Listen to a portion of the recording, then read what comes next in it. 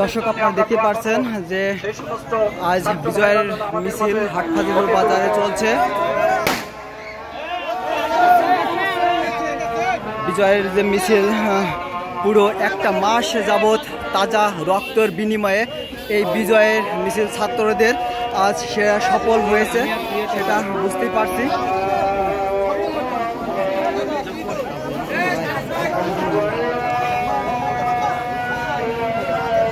দর্শক আপনারা দেখতে পাচ্ছেন যে বিজয়ের মিছিল চলছে, যেহেতু তাজা রক্তের বিনিময়ে এই বিজয়ের মিছিল।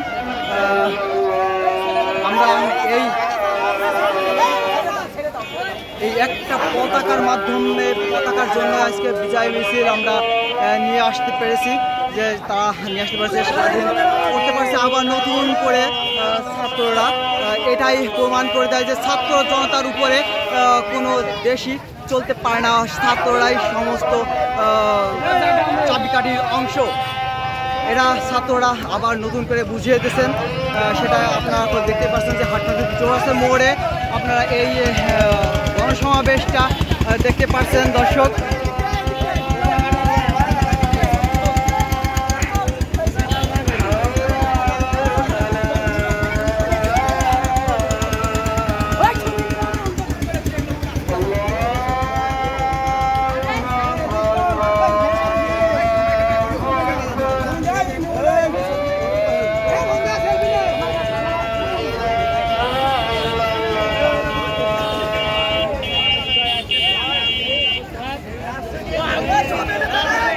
দর্শক আপনারা দেখতে পাচ্ছেন যে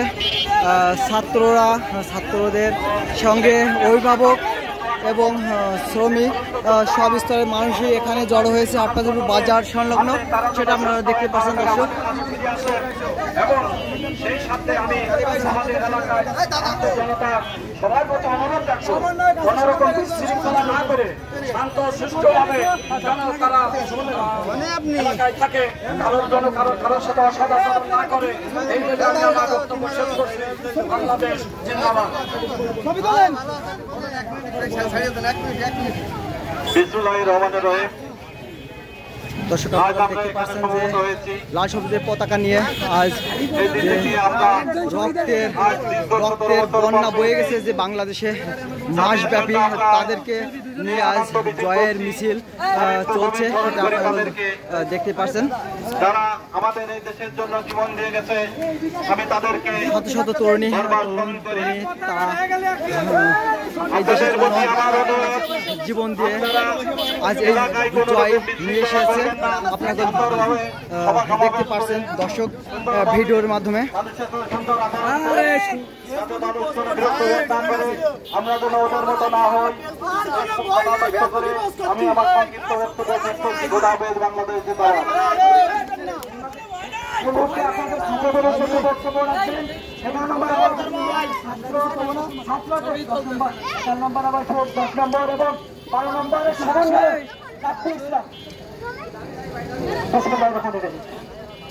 আমি আমার ছাত্র ভাইদের উপর বিশ্বাস শুরু করছি।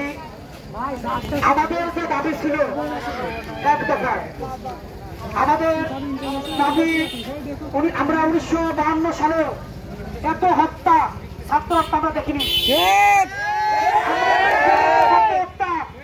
কিন্তু সেটা 2024 সালে দেখছি।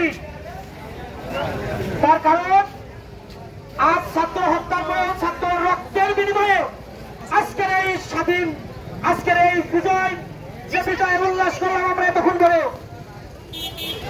আমি আমার ছাত্র ভাইদেরকে বলবো যে আমাদের যে লক্ষ্য ছিল, আমরা সফল হয়েছি। আর 1952 পরে এবং 2024-এ আমরা দেখিয়ে দিয়েছি যে ছাত্ররা পারে না এমন কোন কাজ নাই। ছাত্ররা ইচ্ছা করলে ক্ষমতায় আনতেও পারে, ক্ষমতা থেকে নামাতেও পারে।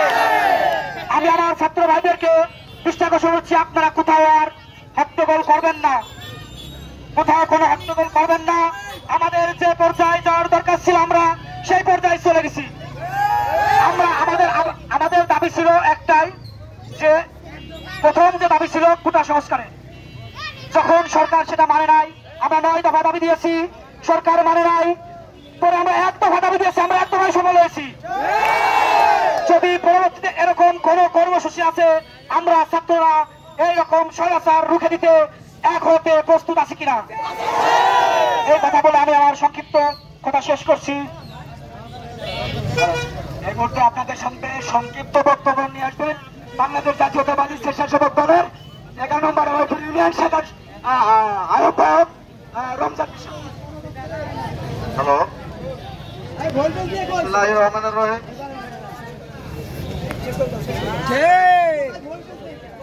অর্ধশত ছাত্র জনতার অর্ধশত ছাত্র জনতার আত্মত্যাগের বিনিময়ে আজকে খুনি হাসিনা, খুনি সন্ত্রাসী হাসিনা, মাফিয়া হাসিনার সংগঠন ঘটেছে। এই মাফিয়া সরকার অনেক ছাত্র সমাজ ধ্বংস করেছে। আজকে তার হাত থেকে আমরা মুক্তি পেয়েছি। আমাদের সামনে অনেক কাজ আছে, কোনো মারামারি মারামারি আমরা করবো না। জেনে যা কিছু প্রয়োজন আমাদের সংগঠন শক্তিশালী করার জন্য, ছাত্র সংগঠন আরো শক্তিশালী করার জন্য প্রয়োজনে আমাদের আরো একত্রতা প্রকাশ করব, এই বলে আমার সংক্ষিপ্ত বক্তব্য শেষ করতেছি। আমাদের মূল উদ্দেশ্য ছিল স্বৈরাচার সরকার শেখ হাসিনাকে রাষ্ট্র ক্ষমতার থেকে বিতাড়িত করা। আমাদের ছাত্র সমাজ সেটা দেখিয়ে দিয়েছে, আমাদের ছাত্র সমাজ সেটা দেখিয়ে দিয়েছে। এই জন্য আমি আমাদের ছাত্র সমাজ ভাইদের কাছে অশেষ কৃতজ্ঞ। আসলে পৃথিবীর ইতিহাসে কোন ছাত্র আন্দোলনে পর্যন্ত বিধা যায়নি।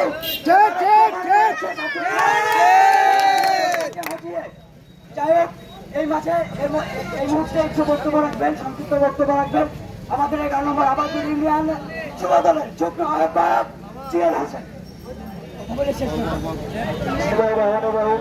আমরা অনেক চেষ্টার পরে এই সময় পৌঁছাচ্ছি, অনেক রক্তের বিনিময়ে আমাদের ছাত্র ভাইদের যে অবস্থা হয়েছে এটাকে কৃতজ্ঞতা